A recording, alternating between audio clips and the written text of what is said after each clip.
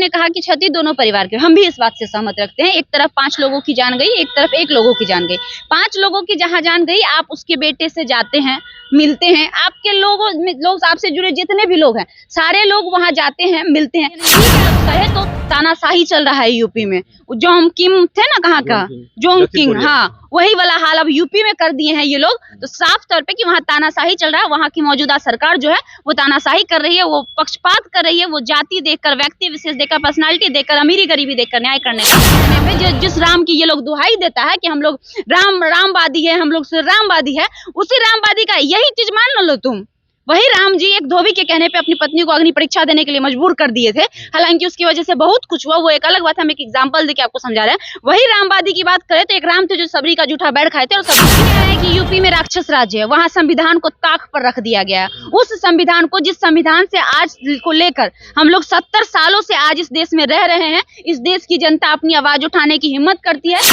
ये हमेशा से पाया गया है योगी जी के सरकार में। यूपी के राम राज्य जिसको कहते हैं, राम राज्य में एक दो तरफा न्याय होता है, किसी के साथ न्याय होता है तो किसी के साथ अन्याय क्या होता है ये भी आप जानते हैं। तो प्रेमचंद का सबसे बड़ा गुनहगार ये है कि वो यूपी में है, और दूसरा गुनाह ये है कि उनके नाम के आगे यादव लगा हुआ है।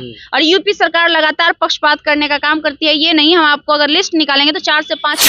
उत्तर प्रदेश का देवरिया कांड, शायद आपने जाना होगा पूरा कहानी, क्या कुछ वहाँ का कहानी था। आप जरा समझ लीजिए, एक प्रेमचंद है और एक दुबे परिवार है, यानी कि एक यादव परिवार है, एक दुबे परिवार है। और यह आशंका लगाई जा रही है कि प्रेमचंद यादव जी के घर पे बुलडोजर चलने वाला है।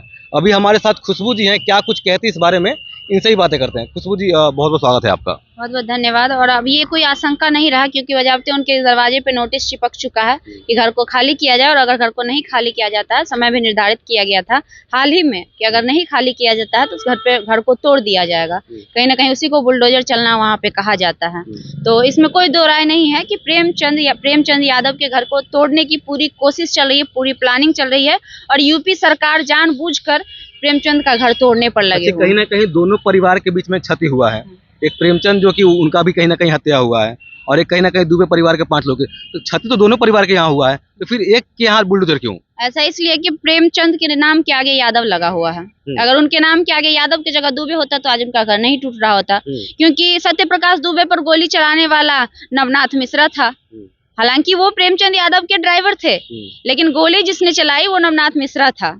और मिश्रा क्या होता है ये भी आप जानते हैं। तो प्रेमचंद का सबसे बड़ा गुनहगार ये है कि वो यूपी में है, और दूसरा गुनाह ये है कि उनके नाम के आगे यादव लगा हुआ है। और यूपी सरकार लगातार पक्षपात करने का काम करती है। ये नहीं, हम आपको अगर लिस्ट निकालेंगे तो 4 से 5 लिस्ट आपको बता सकते हैं जो ऐसे लोग हैं जिनमें यादव को न्याय नहीं मिला है वहां पे। सबसे पहला यादव छोड़ दीजिए, हम दलित का एग्जाम्पल आपको देना चाहेंगे। सबसे पहला दलित में जो थी हथरस, जानते ही हथरस कांड कितना पॉपुलर रहा, पूरी भारत की जनता हथरस कांड के बारे में जानती होगी। दलित परिवार की बेटी थी और आरोपी चारों के चारों ब्राह्मण थे। चारों ब्राह्मण थे, और आज वो दलित बेटी हार गई और ब्राह्मण जीत गया। वो खुलेआम सर उठा के जी रहा, और हमारी बेटी चली गई। हाँ, मनीषा वाल्मीकि, वो हार गई। वही नहीं, उसके बाद हाल ही की घटना है, एक शालिनी यादव थी जिसका रेप करने वाला बीजेपी का कार्यकर्ता था, वो भी खुलेआम घूम रहा है। वो भी छोड़ दीजिए, हाल ही में एक और कोई यादव थे, बिमलेश यादव करके थे, उनकी भी हत्या कर दी गई, न्याय नहीं मिला। तो ये कोई पहली बार नहीं है, ये हमेशा से पाया गया है योगी जी के सरकार में। यूपी के राम राज्य जिसको कहते हैं, राम राज्य में एक दो तरफा न्याय होता है, किसी के साथ न्याय होता है तो किसी के साथ अन्याय होता है। सरकार कब से ये न्याय और अन्याय करने लगी? सरकार तो कहीं ना कहीं सबके लिए बनती है ना, नहीं कि यादव के लिए सरकार अलग बनेगी, कहीं ना कहीं ब्राह्मण के लिए सरकार अलग बनेगी क्या? अभी जितने भी बीजेपी पार्टी से जुड़े हुए नेता हैं, हमें लगता है कि वो पक्षपात करते हैं। वहाँ पे सभी लोगों को न्याय नहीं मिलता। अगर सभी लोगों को न्याय मिलता है ना, तो शायद हमारे देश की जो बेटी थी विनेश फोगाट, उसको न्याय मिला होता। बृजभूषण शरण सिंह जो कि अभी केंद्र में मंत्री भी है, और वो भी हाँ, वो भी यूपी के ही हैं। जब उनके ऊपर आरोप लगता है तो उनको क्लीन चिट मिल जाता है, और हमारे देश की वो बेटी जो अपना खून पसीना बहा के देश के लिए मेडल लाती है, वो हार जाती है। उसको बदचलन साबित कर दिया जाता है, उसको धक्का मारकर जंतर मंतर से घसीट कर फेंक दिया जाता है। अभी बजरंग पुनिया क्या हुआ कि कहीं खेलने गए, ओलंपिक कहीं खेलने गए, वहाँ बजरंग पुनिया हार गए। तो ये इल्जाम लगाया जा रहा है कि जब आपका प्रैक्टिस करने का समय था तो आप कहीं ना कहीं जंतर मंतर पर धरना दे रहे थे। क्यों नहीं बैठेगी जंतर मंतर पे? इज्जत से बढ़ के भी कुछ है क्या? अपना इज्जत, लड़कियों के लिए इज्जत से बढ़ के कुछ है? जो दर्शक सुन रहे हैं हम उनसे जवाब चाहेंगे कि एक लड़की के लिए आपके घर में भी माँ होगी, आपके घर में भी बेटी होगी, आपके घर में भी बहन होगी, क्या उसकी इज्जत से बढ़ के आपके लिए कोई ओलंपिक होगा? क्या उसकी इज्जत से बढ़ के आपके लिए कोई स्वर्ण पदक होगा? अगर कोई बोले कि आपका इज्जत दे दो, हम बदले में स्वर्ण पदक देंगे, क्या आप लेना पसंद करेंगे? बिल्कुल नहीं। लड़कियां अपने हर चीज से सौदा कर सकती है, लेकिन अपने इज्जत से कभी समझौता नहीं कर सकती है, चाहे उसके लिए उसको जो कुछ भी करना पड़े। तो वैसे वैसे 100 स्वर्ण पदक कुर्बान कर सकती है जब लड़कियों की बात इज्जत पे आएगी। ये ऐसे मनोवादी सोच वाले लोग आज कह रहे हैं, जिनकी मनोवाद, जो हमेशा से अपनी माँ बहन बेटियों को दूसरे के घर में भेजने का काम, बोलेंगे तो बुरा लग जाएगा, हम बहुत खरा बोलते हैं, इसीलिए हमारी बात लोगों को चुभती बहुत है। जो वो आज वो लोग ये बात बोल रहे होंगे जो शायद अपनी माँ बहन को दूसरे के घर में भेजते होंगे बदले में कुछ पाने के लिए, वो लोग आज ये बोलेंगे कि तुम इसलिए हार गई कि तुम जंतर मंतर पे बैठे थी। जब अपने इज्जत की बात आई तो बृजभूषण शरण सिंह के खिलाफ आवाज उठाने की बात आई तो वो क्यों नहीं बैठेगी जंतर मंतर पे, और वो क्यों ही खेलेगी देश के लिए, क्यों जीतेगी भाई? सुनने में आया था कि आज ही के दिन प्रेमचंद यादव जी के घर पे बुलडोजर चलने वाला था, क्या चला?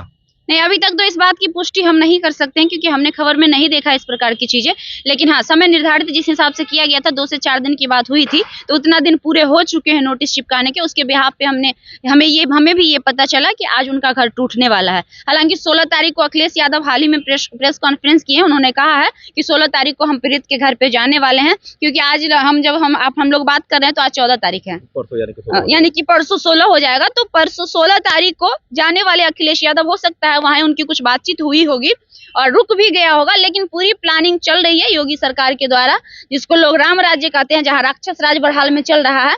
और आज ही नहीं, कई बार आप देख लीजिए ना, बिल्किस बानो का जो रेप करने वाला जो 10 गो अपराधी, वो कहाँ का है? बृजभूषण शरण सिंह कहाँ का है?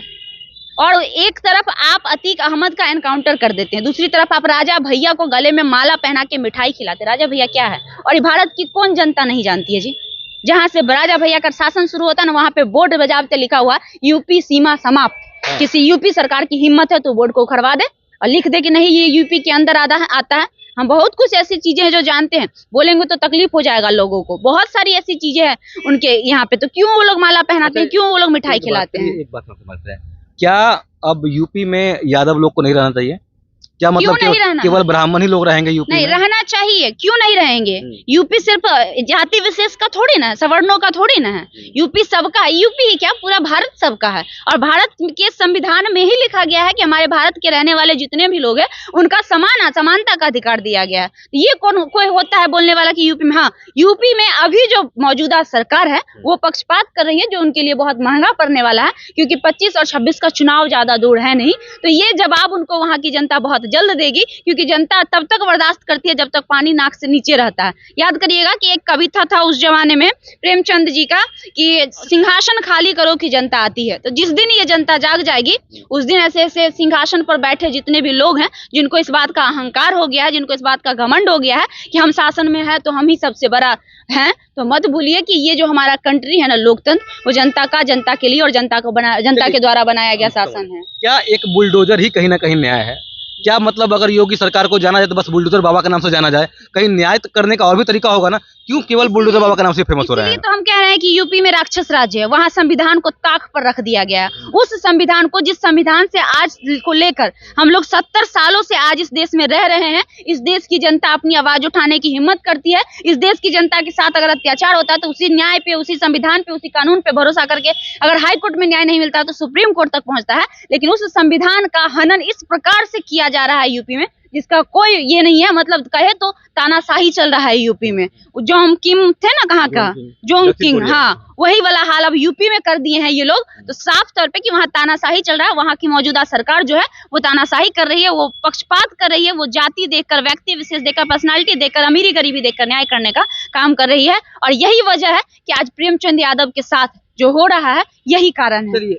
क्षति कहीं ना कहीं दोनों परिवार से हुई है। हम ये नहीं कहते हाँ प्रेमचंद यादव कहीं ना कहीं दुनिया में नहीं रहे और दुबे परिवार के भी लोग 5 लोग रह गए, तो न्याय करने का और भी तरीका आप अपना सकते हैं ना, क्यों ऐसा कर रहे हैं? बात है ना, आपने कहा कि क्षति दोनों परिवार के, हम भी इस बात से सहमत रखते हैं। एक तरफ 5 लोगों की जान गई, एक तरफ 1 लोगों की जान गई।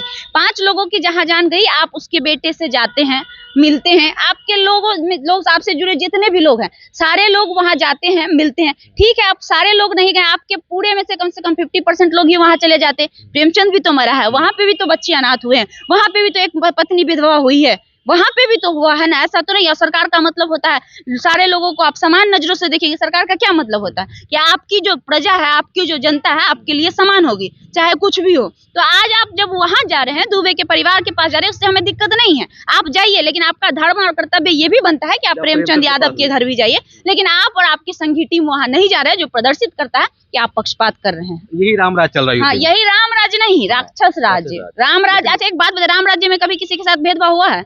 वही राम जी थे ना कि धोबी के कहने पे अपनी पत्नी को भेज दिए थे अग्नि परीक्षा के लिए। अगर ऐसा होता, धोबी जानते हैं, अभी भी कहा जाए, बोलना नहीं चाहिए, लेकिन धोबी को सबसे निचले पैदान पे जाति में माना जाता है, ये सच है। क्योंकि गांव में अभी भी जाइएगा तो पक्षपात होता है और लोग कहते हैं, ये झूठ नहीं है, उसको झुठलाया नहीं जा सकता है। लेकिन उस धोबी के कहने पे जिस राम की ये लोग दुहाई देता है कि हम लोग रामवादी है, हम लोग रामवादी है, उसी रामवादी का यही चीज मान लो तुम। वही राम जी एक धोबी के कहने पे अपनी पत्नी को अग्नि परीक्षा देने के लिए मजबूर कर दिए थे। हालांकि उसकी वजह से बहुत कुछ हुआ, वो एक अलग बात है, हम एक एग्जांपल देके आपको समझा रहे हैं। वही रामवादी की बात करें तो एक राम थे जो सबरी का जूठा बैठ खाए थे, और सबरी किस जाति से आती है वो पूरा भारत जानता है, पूरा भारत जानता है। तो अगर वाकई तुम रामवादी हो तो बनो ना यार, राम की तरह बन के दिखाओ तुम्हारी औकात है, तो तब हम चैलेंज करते हैं ऐसे